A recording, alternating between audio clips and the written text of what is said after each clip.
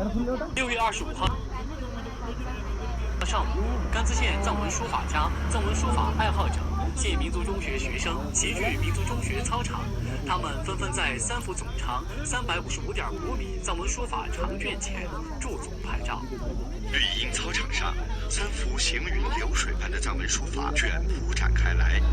一幅幅如同雕刻的藏文字体，惊艳了现场参观者的眼球。由甘孜县民族中学教师生龙翁家、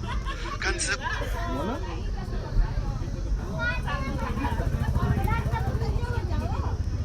古籍经文传承人向巴多吉、甘孜县莱玛小学教师伊尼3人从2014年1月至2019年4月25日，历时5年完成的雪域白体书法长卷展现在大家眼前。传承文化离不开传承人，总有一些人他们默默无闻，却干着让人为之感叹的事儿，而在他们心里，民族文化是一种根深蒂固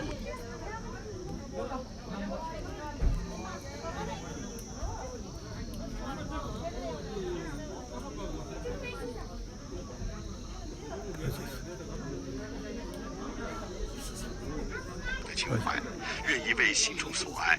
一生追逐。我们3个写雪域白体书法长卷的初衷是，因为现在这个时代里，许多人对书法艺术都不太重视，使得先辈们给我们留下的财富明珠蒙尘。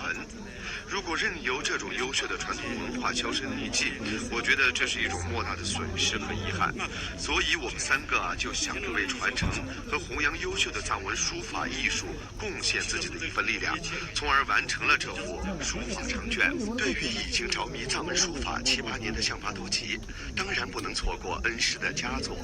曾经作为翁扎老师学生的他，如今也是东古寺寺管会的一名公务员。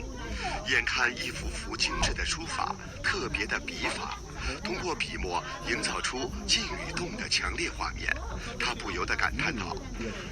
我自己也反正学过几年藏族的书法，不论是从自己的那个美、文艺、艺术这些方面来总结的话，应该说是集全了我们藏区最好的反正所有的字体的内容，我感觉非常好，也非常有意义。举办这种活动的话，不仅仅是对我们的学生有益，而且对我们这种社会上的那个对有藏文书法有兴趣的人来说的话，也是有帮助的。而且在另外一方面的话，我们藏族的这个书法的话，在发扬和传承方面的话，也起到了很好的一个作用。一方水土养育一方文化，